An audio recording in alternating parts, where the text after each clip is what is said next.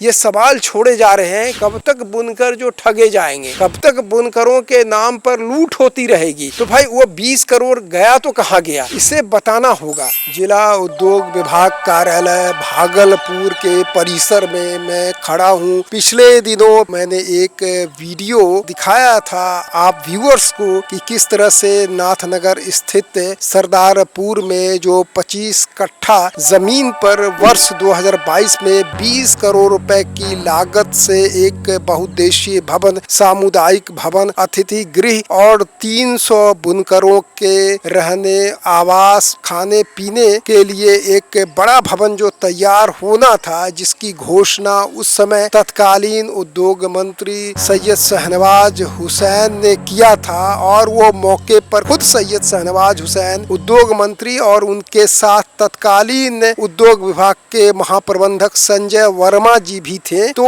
उसी सिलसिले में मैंने अधूरा छोड़ा था कि महाप्रबंधक का पक्ष लेकर के मैं आपको उनका भी पक्ष दिखाऊंगा, बताऊंगा। आज जब मैं यहाँ महाप्रबंधक का पक्ष लेने के लिए आया तो उन्होंने स्पष्ट कहा कि मेरे विभाग में किसी भी तरह का दस्तावेज मौजूद नहीं है और इसे आप मंत्रालय स्तर पर, उद्योग विभाग स्तर पर, जो सूबे में जो उद्योग विभाग की मंत्री हैं श्रेयसी सिंह, उस स्तर से आप पता कराएं कि वो जो 20 करोड़ रुपए का जो घोषणा हुआ था उस फाइल का क्या हुआ। हमारे यहाँ से जो महाप्रबंधक के कार्यालय से किसी भी तरह का कोई भी दस्तावेज नहीं है, ना ही यहाँ एडमिनिस्ट्रेटिव, टेक्निकल या किसी तरह का टेंडर या वर्कआउट, किसी भी तरह का कोई भी मामला यहाँ से नहीं बना है। सिर्फ जब मेरे कहने पर महाप्रबंधक महोदय ने बताया कि ये जमीन जो है उद्योग विभाग की ही है, लेकिन वहाँ पर इस तरह का जो 2022 में जो 20 करोड़ रुपए की लागत से तमाम सुविधाओं से परिपूर्ण बुनकरों के रोजगार के लिए जो बनाया जाना था, उसका कोई भी यहाँ पर फाइल वगैरह नहीं है। तो क्या ये माना जाए कि जो तत्कालीन उद्योग मंत्री शाहनवाज हुसैन सिर्फ हवाई घोषणा करके वो चले गए? क्या भोले भाले जो बुनकरों के स्वरोजगार के लिए जो 40 साल पहले वहाँ से बुनकरों का हित जुड़ा हुआ था, धागा उनको अनुदित दर पर दिया जाता था,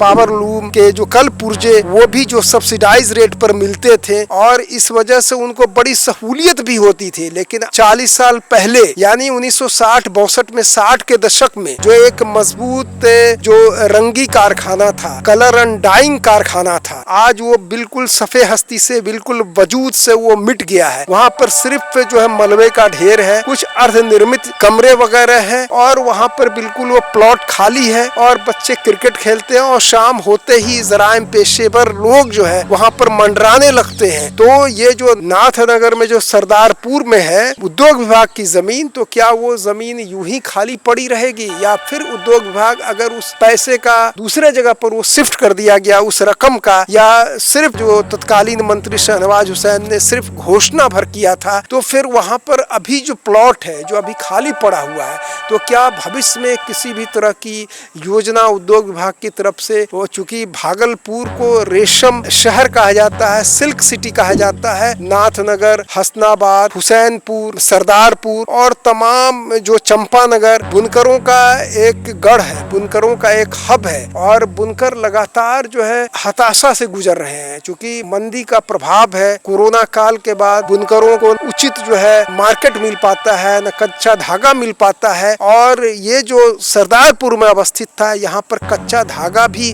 सब्सिडाइज रेट में मिलता था। बुनकरों के कल्याण के लिए सरकार करोड़ों अरबों की घोषणा करती है, लेकिन 20 करोड़ के लागत से जो बनना था, महाप्रबंधक के बकौल ही उन्होंने कहा कि यहाँ पर किसी भी तरह का डॉक्यूमेंट्स, दस्तावेज यहाँ नहीं है। तो क्या सिर्फ बुनकरों को सिर्फ छला जाएगा? बुनकरों के आधुनिक और तकनीक से लैस करने की बात की जाती है, लेकिन बुनकरों के कल्याण के लिए जब भवन बनाने की बात आती है, उनको स्वरोजगार से जोड़ने की बात आती है, तो मामला कहीं न कहीं पेच फंस जाया करता है, जिसकी वजह से बुनकर भी हताश और निराश होकर के इस परंपरागत क्षेत्र को अब छोड़ने पर मजबूर है। बुनकर जो अब नौजवान तबका है, एक पीढ़ी जो नई नस्ल का है, वो इस क्षेत्र में बुनकरी में अब रुचि नहीं ले रहा है। रुचि तब लिया जाएगा जब काम मिले, लेकिन काम नहीं मिल रहा है। तो एक जो सरदारपुर में जो एक बड़ा जो है मल्टीपर्पस भवन बनना था, अगर उसके बन जाने से 2022 में और आज 2026 बन करके, उसमें तो ये भी कहा गया था कि टेंडर निकलने निकलने के 5 माह के अंदर काम भी लग जाएगा, ये भी